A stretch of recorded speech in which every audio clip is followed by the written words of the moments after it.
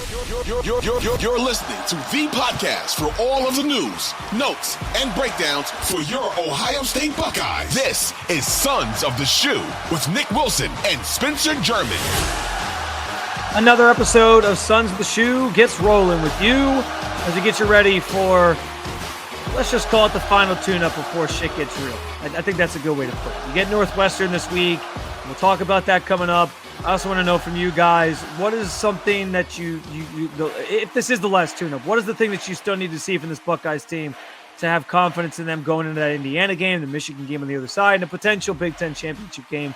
All those conversations will be had on this episode of Sons of the Shoe. Hope you guys are doing well. Not so stressful of a week when you got Northwestern on the schedule, but we know what awaits on the other side. I do want to remind you guys, as always, because we're just over a year old as a podcast, to follow, subscribe, review the show wherever it is you get your podcast. Apple, Spotify, the Odyssey app that I mentioned, Apple, just making sure. And, of course, at the 92 Through the Fan YouTube channel where you can watch the show if you prefer, look at my ugly mug if you prefer, and also comment in the comment section there and let us know your thoughts on anything that we discussed throughout today's episode and many of the other episodes that we've recorded to this point. But guys, as we tend to do in our preview edition of the show, we'll go sort of through an assortment of topics here, set the stage for this next Big Ten clash for Ohio State. And that always starts with the upset scale.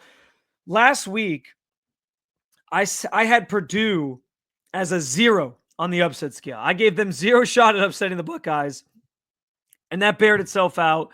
Ohio State dominated that game. The first quarter was a little slow starting, which we'll talk about here in a little bit. But other than that, the Ohio State pulled away. And I said it last week, there's nowadays with the NIL era, there are so many there are so many teams are leveling the playing field with some of the biggest programs, the best programs in the country. Where you're not always just going to see a team like Ohio State, like Bama, etc., just completely boat race a team every single week because the talent is more spread out. There's more talent to go around and guys are going different places. And so I think the days are gone where it's just going to be boat race every single week. And so there's only so many teams that Ohio State, for example, is going to be able to just out talent on a yearly basis. And I think Northwestern, like Purdue last week, falls into that category. And this is a team that Ohio State is clearly more talented than, and they should be able to come out and play their brand of football, and the talent level should take them over the top to beat this Northwestern team. I don't see them giving them much of a scare in any way, shape, or form. Maybe they have a pretty good defensive line that can maybe slow things down. The quarterback, Jack Loshu, we'll talk about, is a kind of a dual threat guy, and that can sort of be a challenge. But I don't necessarily think that I'm overly concerned about this Northwestern team in a way where I think this is, a trap game or anything like that. I guess you always got to go into it and you can't take the team lightly, but I'm not expecting an upset here. So on the heels of saying Purdue was a 0 on the upset scale, I'm going to say that Northwestern is a 2. There's always the chance Northwestern tends to put up good fights in the Big Ten and they make some things interesting at times, but I'm not expecting a letdown from the Buckeyes this weekend. So I'm giving it a 2, and that's where I'm at on the upset scale. That brings us next to players to know. And we, of course, have to start with the man I just mentioned for the Northwestern Wildcats, which is Jack Lausch, their quarterback. He's kind of a dual threat guy. He's got 312 yards rushing this season to go along with his passing stats, which aren't incredible. I mean, he's only completed a little under 54% of his passes. He's got 4 interceptions to 5 touchdowns, only 1,100 yards passing. So he's not some, amazing quarterback here. I actually think Mike Wright, who is a guy that's kind of bounced around a few different places throughout his college tenure. He's an Atlanta-based kid who was at Vanderbilt and also spent some time at Mississippi State. He was the guy I honestly thought was probably going to be the starter for this team, but that didn't really that obviously hasn't necessarily come to fruition for Northwestern. And yeah, like it's been this interesting dynamic with Lausch instead. And yeah, I think that it's gonna make for a something that Ohio State has to be aware of, is I think where I'm going with this. Because I've said it before, like Ohio State in the past has struggled at times with dual threat quarterbacks. I think, I forget if it was last year they played Toledo. I think it was, where that Toledo quarterback, I forget his name off the top of my head. Like he was doing some damage against them as a dual threat guy. I think we saw earlier this year, Dylan Gabriel, when there wasn't a lot of pressure on him, he was making some plays with his feet. Like that's always kind of been a bugaboo for this defense. And so I do think you have to at least respect that about Jack Lausch. I don't know if it's going to be he's so talented that it's going to come back to bite you necessarily, but it's maybe a good test for what awaits you down the line here, where you got a guy like Alex Orji who's getting some reps for Michigan at times as kind of a running guy. And also you get maybe a rematch with Dylan Gabriel down the road who can run a little bit. So there are it is maybe a nice test, but I don't know that Lausch is so talented that I think he's going to beat the Buckeyes, but it's definitely something that you need to be aware of. I also think I have to highlight defensive end Aiden Hubbard here, who is actually a Cleveland guy, ironically enough, and he has been really good for Northwestern this season on that defensive line, which I highlighted sort of in the intro there. I'd venture to guess he's going to get drafted by some team, maybe not like a top pick necessarily, but I think he's a pretty good player. He's also only a redshirt junior, so he theoretically could come back for one more season. But he has 4 sacks this year. He's clearly their best pass rusher. He's good at getting pressure on quarterbacks. He has a number of tackles for loss to go along with it, and just a pretty all-around talented player, especially given some of the things we've said about this Ohio State offensive line and some of the issues they've had this year at times. He's somebody that they need to be aware of. Also worth noting, their top receiver is AJ Henning. And when I say top receiver, like guys, there aren't a lot of other places that Jack Loesch looks when it comes to wide receivers. I shouldn't say that, because Bryce Kurtz does have like 27 receptions for 414 yards. He's got nearly as many yards as AJ Henning, but Henning has 13 more catches than him. Like Henning is the go-to target. He's got 3 of the 5 touchdown pass receptions that Loesch has thrown. He's a good player. He's a solid player at receiver. And so that's somebody to be aware of as well. And then I'll throw one more at you on the defensive side of the ball, mostly just because like this guy's been pretty much a ball hawk this year. Theron Johnson, who has 10 pass breakups, 2 interceptions. He's got a couple tackles for loss. He's second on the team in tackles. He flies all over the field as a defensive back for this team. And it's, I feel like at this point, like he's the left side corner, and Northwestern is known generally for producing pretty good cornerback players. I mean, we are defensive backs, I should say. Like think about the Cleveland Browns, for any of the local folks who listen to the show or the podcast. Like you have 2 of them on the Browns alone, and Greg Newsome is a pretty solid guy. Pretty solid corner in the NFL. And then Cameron Mitchell, who they drafted a couple years ago, is somebody that they have high hopes for. So they've kind of become like a mini, maybe a DBU junior or something like that, where they produce some decent cornerback and defensive back for players for the NFL. And I think Theron Johnson has been a pretty solid one for them this year, and a guy to sort of be aware of on the defensive side of the ball. Next up, we will go to our key matchup for this game as we preview Northwestern and Ohio State. And I mentioned the defensive line. I have to put Northwestern's run defense versus Quinshawn Judkins and Travion Henderson as my key matchup. The reason being, like, this Northwestern defense is giving up 116 yards in the ground per game on average, which ranks 24th overall in college football. That's pretty good. Like they have proven that they can stop the run a little bit. Now that said, they haven't gone against running backs like Judkins and Travion Henderson at this point on their schedule. Like these 2 guys are 2 of the best, maybe the best duo of running backs in college football. They haven't seen anything like these guys. Now we know that running the football comes down to a lot more than just the running backs, though. We've seen that from Ohio State this year. At times they've struggled. Like you got to be able to block up front, hold those blocks, create opportunities, create the holes. And so I want to see how this Ohio State offensive line that we continue to say has looked better the last couple of weeks with this new sort of iteration where you have Jackson kicked out, Carson Hinsman stepping in at left guard. It's been better. It's been better. And I know Hinsman almost got hurt last week. We were all holding our breath on that one. He seems to be okay, which is the good news. He obviously came back in that game last week against Purdue. But yeah, like how they hold. I mentioned like the last tune-up as the kind of the descriptor of this game. To go against a defensive line like this, upperclassmen heavy, upperclassmen laden with Aiden Hubbard, RJ Pearson, Jalen Pate, Carmine Baston. Like these guys are all grad transfers or redshirt juniors. Like they're a very, very upperclassmen heavy unit. And to go up against those guys with an offensive line that seems like it's starting to gain some momentum, good. Carry it into a matchup like this and use this as an opportunity to get better before you play some of the better teams in college football in general and get really put to the test. So I think that has to be the key matchup to pay attention to, how this offensive line holds against that group. And if they can continue to have some success running the football, because that's going to set the tone for what Ohio State can do against the Indianas of the world and the Michigans of the world, where they've been dominating the trenches in that matchup 3 years in a row. And then, of course, in a potential rematch with Oregon if they get to the Big Ten title game. So, yeah, I think that's an important piece of this as well.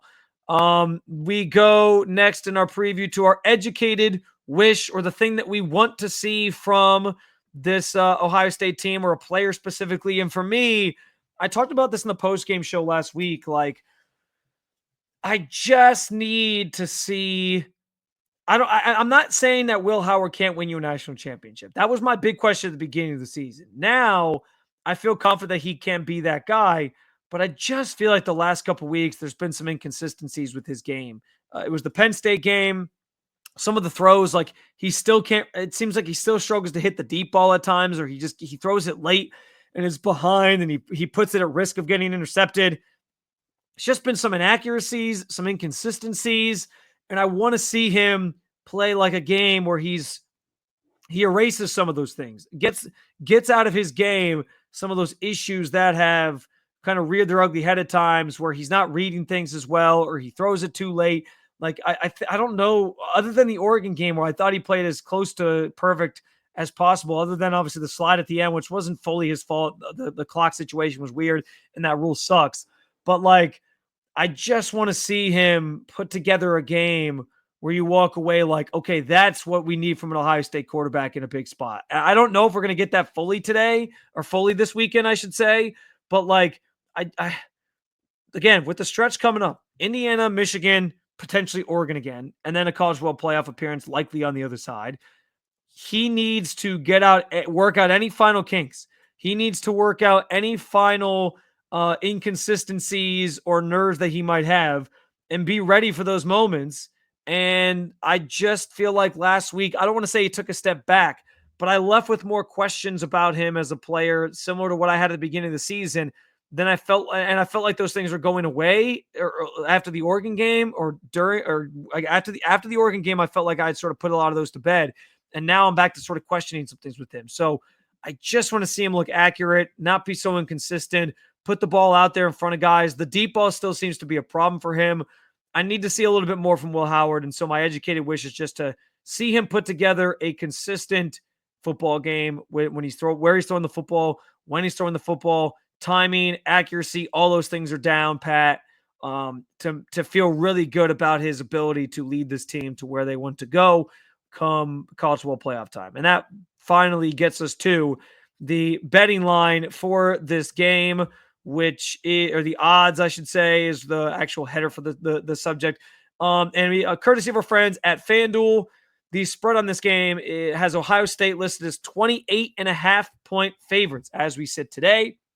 With that in mind, Ohio State did cover the 37.5-point spread they were favored by last week. I believe by kickoff, it was actually up to like 38. I'm going to say they do the same this week. They will cover the 28.5. They're not going to fall asleep at the wheel here. I think they're humming right now. They have some good vibes after the Penn State win. They blew out Purdue last week like they should. I think they'll do the same against Northwestern. And I feel pretty good about them covering the 28.5 this week and putting away a team because, like I said, this is a team that you can still just out-talent in college football. And I think Ohio State will do that on Saturday. All right, guys, what is your educated wish for this game? What is something that you're keeping an eye on in terms of a key matchup? And do you think Ohio State will cover that 28.5 points against Northwestern this weekend?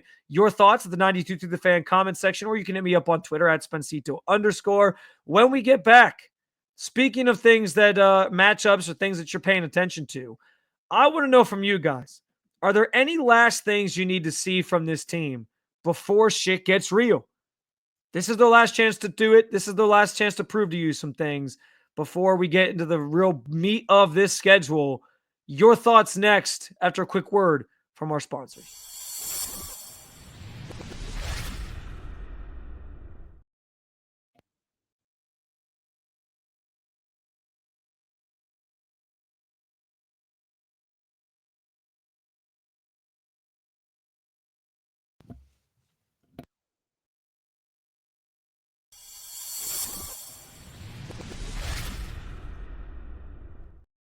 Back out of here, Sons of the Shoe, Spencer German with you as we keep it rolling, getting you ready for Northwestern and Ohio State this weekend at Wrigley Field. Anybody going to this game, by the way, that's a pretty cool environment, I feel like. I'm jealous of those of you going to either, if anyone's going to cover this game, if anyone's going to watch this game from a fan perspective, that's a pretty cool. So I have a sports bucket list which includes seeing a baseball game at every MLB stadium. And Wrigley is one that I have not gotten to, which is very disappointing because it's not really that far from where I live in Cleveland. And actually, we had plans to go as like a family in 2020. We were literally going to go. We had tickets and everything, hotel booked, all these different things. And then because of COVID, that all went up in flames and we didn't end up going. And so I am like desperately trying to time out an opportunity to go and see a game at Wrigley and make that happen because I have wanted for so long to see a game there.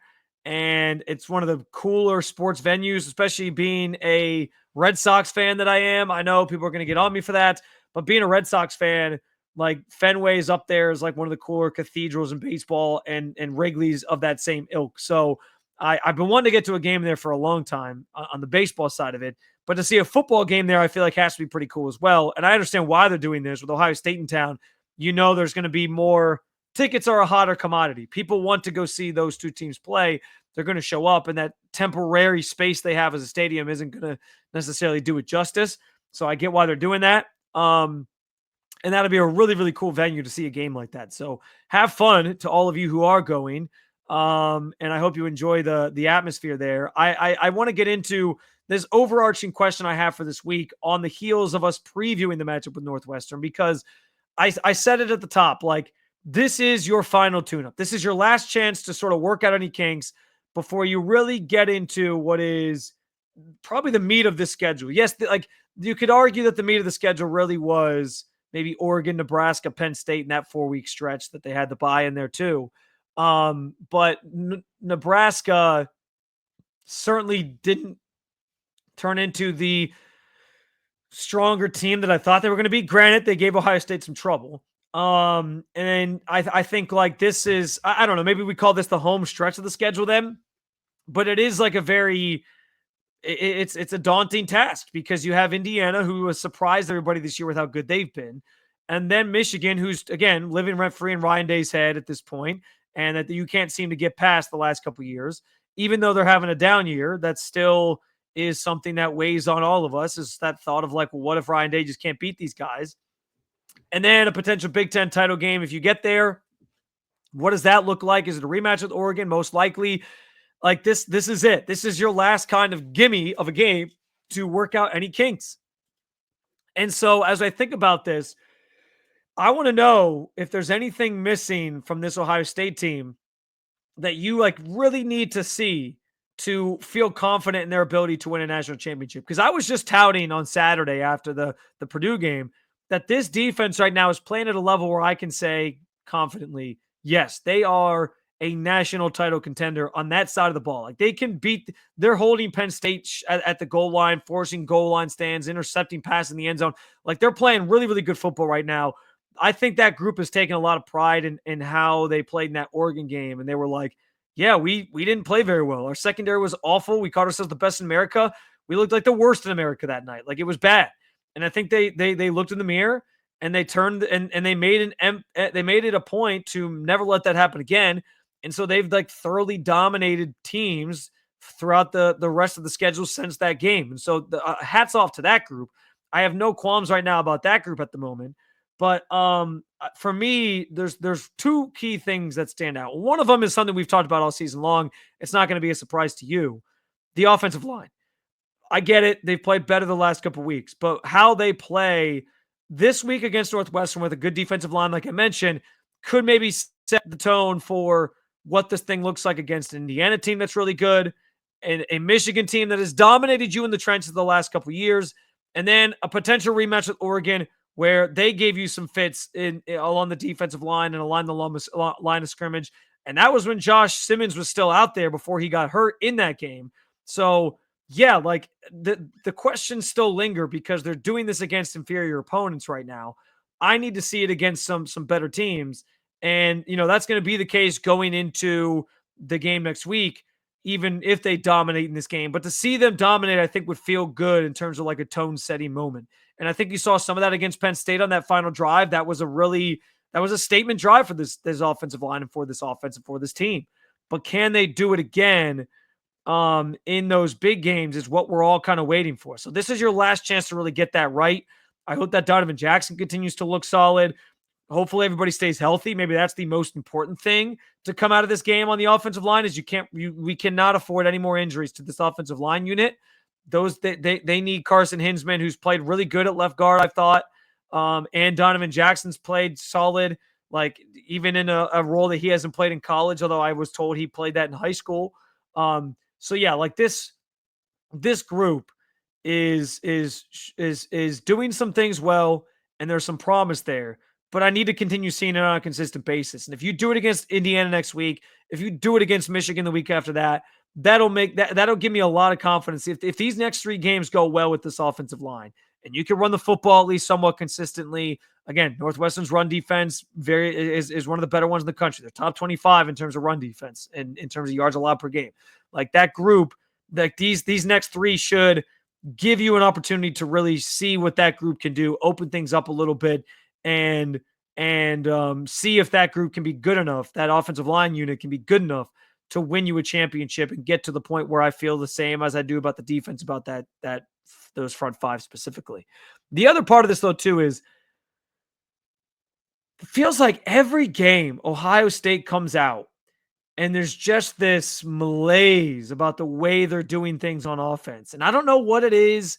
I don't know if like they just need a jolt of some sort. But every game, it seems like you get to the end of the first quarter and you look up and you look at your TV screen and it's like 7-3 or 7-7, and they just can't pull away from teams early. And I'm not expecting them to do that every game. I understand like you're going to play some tough opponents. Like I think the Oregon game was 7-7 after one or something like that. It's like, yeah, you're going to play some tough opponents that, push you, and you're not just going to blow out and like out of the gate, just like run away from. I think that's totally fine. But to not do that against like Purdue last week and for it to be a little bit of a close score, and Nebraska a couple weeks back, and some of these other games, the early stretch of the schedule where it was very inferior opponents and you were still letting them kind of hang around. I mean, I remember the Akron game. It was like 17-3, 17-7 at halftime or something like that. And it was like, how are you not blowing this team out by more? I know that was week one, so it's a little bit different. And clearly the team doesn't have its full identity figured out at that point, but still, like, it's just felt like they come out sluggish. And the reason I think that's important is, yeah, like you can get away with that against Purdue. You can get away with that against maybe Northwestern this weekend. But when you get into some of these matchups, man, like the way Indiana is scoring, you can't risk that. Like they're lucky in some ways that malaise they came out with against Penn State didn't cost them, and they overcame that pretty quickly. On one hand, that's the sign of a good team, that you can overcome a pick six and being down double digits to start the game 10-0, like just a few minutes in, and still be able to win. On the other hand, though, like against a team like Indiana that can score on you quickly, you might not have the luxury of being able to come back against them. Against a team like Oregon, you can't start slow against them. You got to be able to match them, play for play, score for score. And if they get hot out of the gate, like it might be over for you. So I need to see them come out with more of a sense of purpose to start games and in these first quarters specifically, because I just feel like it just hasn't been there. Like they don't come out with their foot on the gas immediately. I get that there's always a little bit of a feeling out process that goes on when you open up a game. You're kind of getting a sense of what they're doing versus what you're doing, and there's a lot of times like the scripted plays and all those things. Fine, I get it, but I just need to see a little bit more of an urgency from this group when games begin, that you get sort of late in games from this Ohio State team or in the second half of games where they tend to like run away from teams. I don't know. It just feels like something is kind of missing from that from at the start of games for this team and specifically on offense. And I don't know what it is, but if they can sort of buck that trend here this weekend and then continue it into the big matches with Indiana and Michigan, I'd feel even better about things moving forward into any potential Big Ten championship game or playoff scenarios that await this team.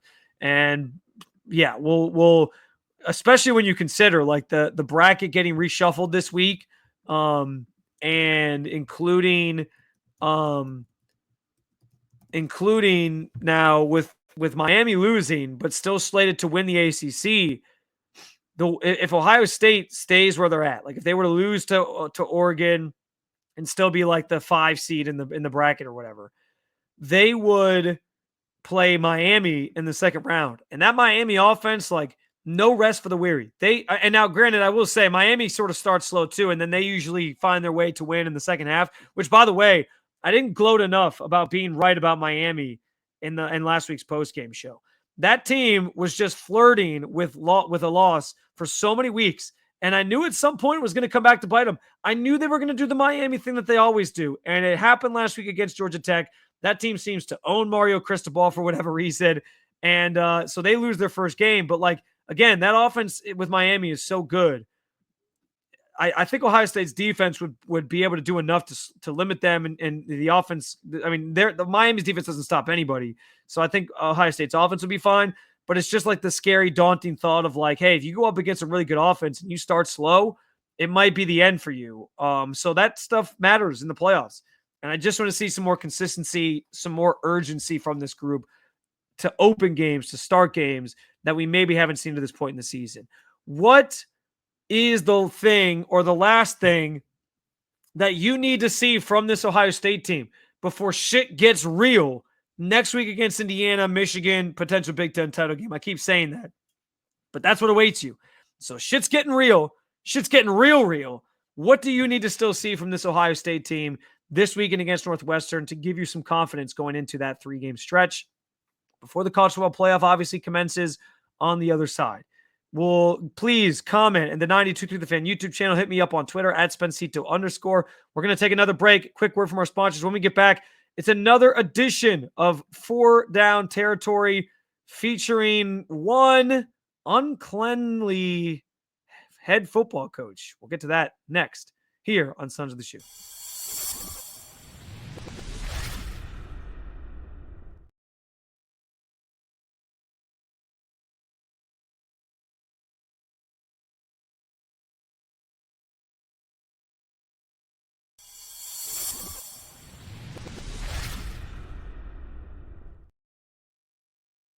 Sons of the Shoe rolls on as we get to 4 Down Territory, which is our way of going around college football with 4 different topics that are at the front of mind at the moment.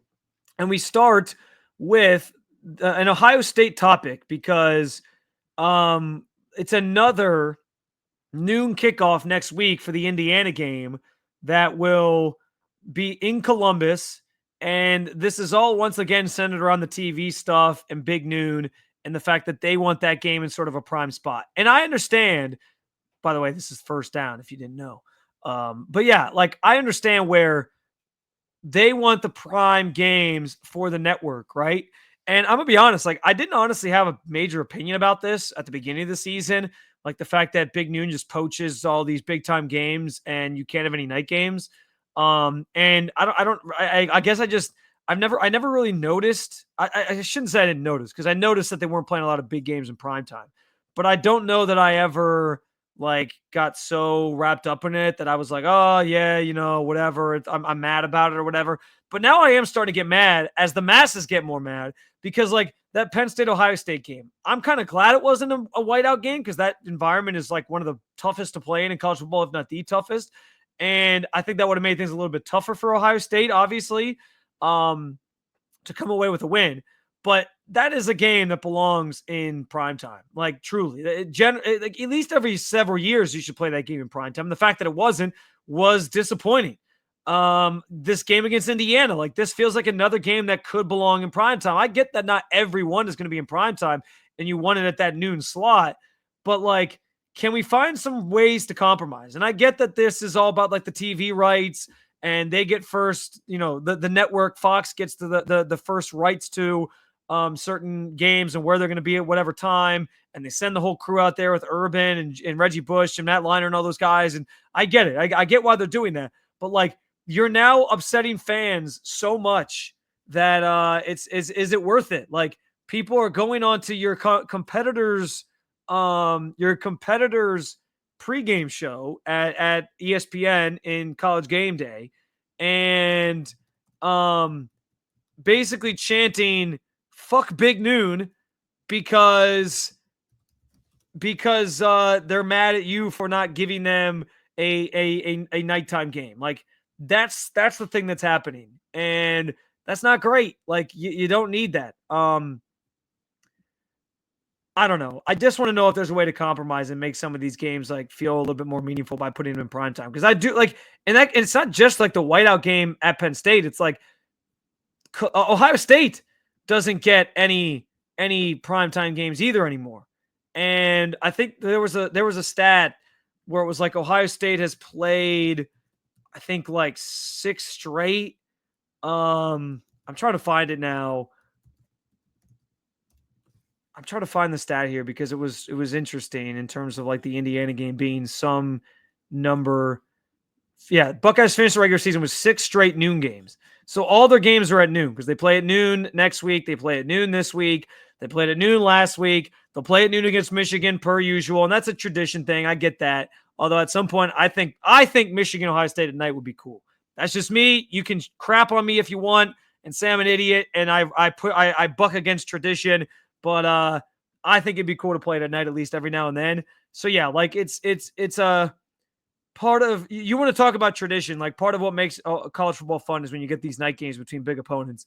And we're not getting that right now because Big Noon is just hoarding all the games at noon. I'm sorry. Like at some point, can we find some common ground here? Can we find a middle ground that will allow some of these games at least to be played at night? Speaking of tradition, that brings us to second down. And over the weekend, the LSU Alabama game, and I didn't realize that this was happening leading up to the game, and then I heard all the backlash about it afterwards. But Louisiana Governor Jeff Landry forced on LSU outsourcing a tiger. They used to do this pregame where they'd bring out this tiger named Mike out to the stadium in a cage, put him by the visitor locker room as they run out and sort of be all intimidating. And then after 2016, they stopped because basically citing like animal cruelty and putting the tiger in that environment around 100,000 people just screaming with lights and all these different things is not really safe. And Mike sometimes would refuse to leave his enclosure and go to the games because he didn't want to be involved in this anymore. Just he was kind of speaking up for himself in that way. So Louisiana Governor Jeff Landry decided they were going to outsource it and got this tiger named Omar from a man in Florida who operates Joe Exotic Style, an exotic animal talent agency. And this guy apparently has been under a lot of fire because he's had tigers get out and like attack other animals and different things. So that's not great. But I always figured there was other Joe Exotics out there, and Florida actually makes a lot of sense for where they would be located. But anyway, I digress. Yeah, so this Tiger comes in and it received a whole bunch of backlash from plenty of people, fans, PETA, whatever, who said it's not something that they should be doing, and it's again animal cruelty is in play here. And Jeff Landry basically defended it, and he said our live Tiger, unfortunately disappointing, was the only Tiger who showed up on Saturday, making a joke about how bad LSU played, and he cited that it was just like the woke mob that was mad about this whole thing and how they're trying to ruin tradition in sports.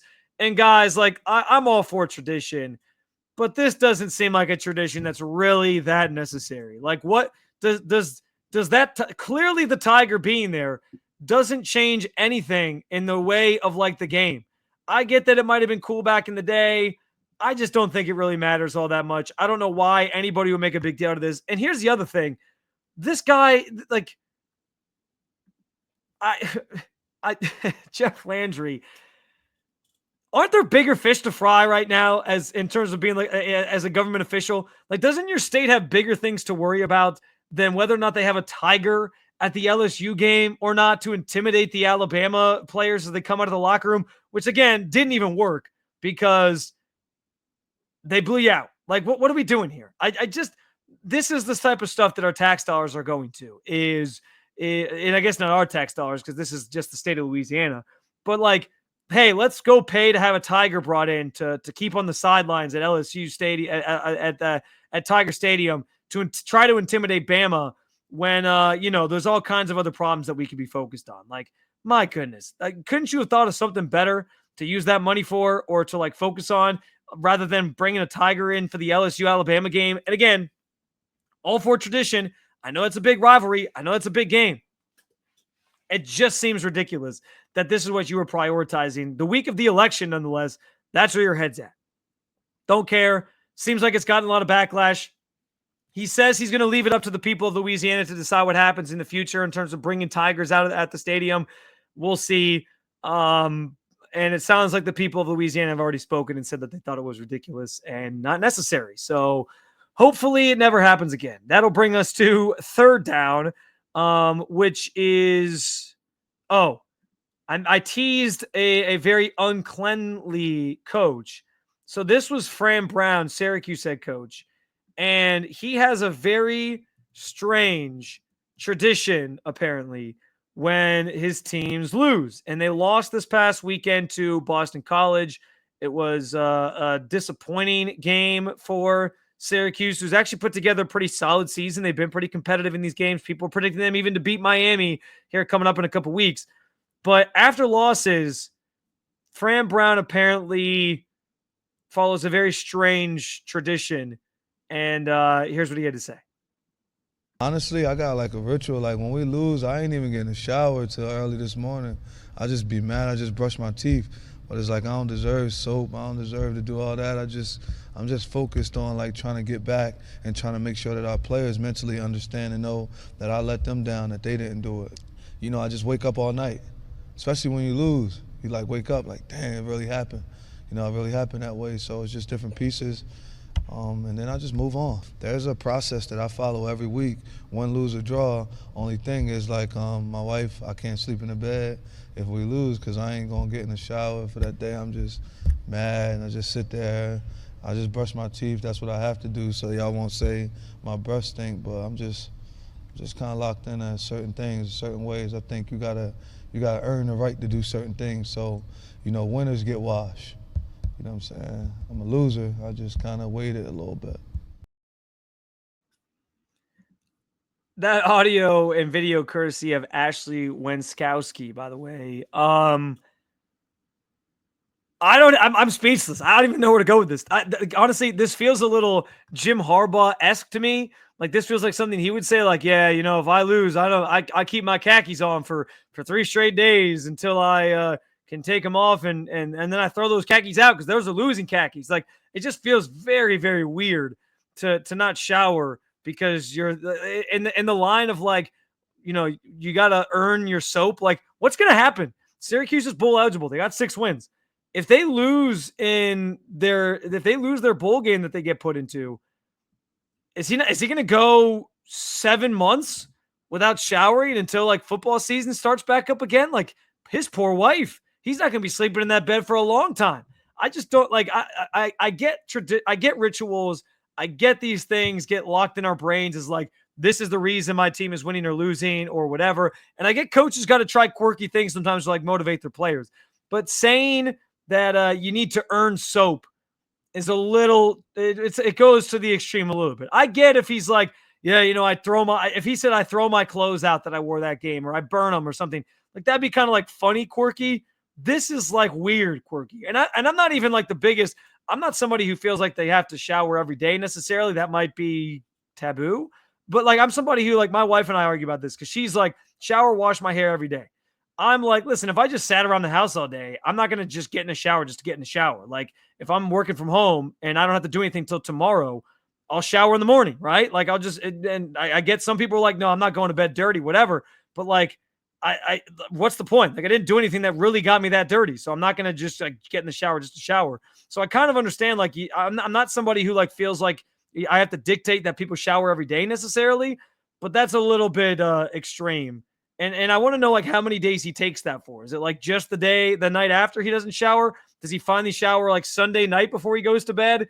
But pretty interesting from Fran Brown in terms of a ritual that he has if his team doesn't win. And that brings us to fourth down, which is a question in regards to the playoff, which we talked about a little bit earlier. Obviously, the new bracket was unveiled Tuesday night. Ohio State now moved up to number 2 in the college football playoff rankings, still the 5th seed in the bracket if it started today, which should still pair them against Boise State as your top non-Power 5 conference champion potentially. And I want to know because the rankings, both the AP and the college football playoff rankings, have 4 teams from the Big Ten in the top 5. It's Ohio State, it's Oregon, Ohio State, Penn State, and Indiana, with Texas sort of squeezed in between as 3. I want to know how many Big Ten teams make the playoff. And I think it's a great question. I think it's a fun question. I actually am going to roll with all 4. I think those 4 teams from the Big Ten are 100% getting in at this point, unless somebody has like a complete meltdown. Like if Ohio State lost their last 2, which I don't think is going to happen, then yeah, I think they'd be out. If Oregon, I think Oregon's in pretty much no matter what. They'd have to lose out and probably lose the Big Ten championship. I don't know. I think Oregon's probably in no matter what. They're maybe the one like lock at this point. Penn State would have to lose out, and their schedule's super easy from here. Indiana plays Ohio State, but then on the other side of the Ohio State game, they play who off the top of my head? I'm trying to remember. Purdue. So again, they should win that game and finish the season with maybe just 1 loss, even if they're not in the Big Ten title game. So I do think all 4 of these Big Ten teams are getting in, unless some like massive collapse happens, and then you can maybe make way for another 5th SEC team potentially, or maybe a second ACC team, depending on what happens in the ACC. But yeah, at this point, I think the 2 big conferences are guaranteed at least 4, and I do think all 4 from the Big Ten are going to make it, barring some massive collapse. All right, guys, that's going to do it for our this episode of Sons of the Shoe. Again, you can like, follow, subscribe to the podcast wherever you get your podcasts, Apple, Spotify, the Odyssey app. Did I mention Apple? Just making sure. You can also follow us at the 92 to the Fan YouTube channel. Subscribe, and review the podcast there, and comment as well if you got thoughts on anything we discussed on today's show. I appreciate you guys, and I look forward to talking to you post-game after what should be a Buckeyes win for their final tune-up of the regular season, and then shit gets real. As always, talk to you guys later, and go Bucks.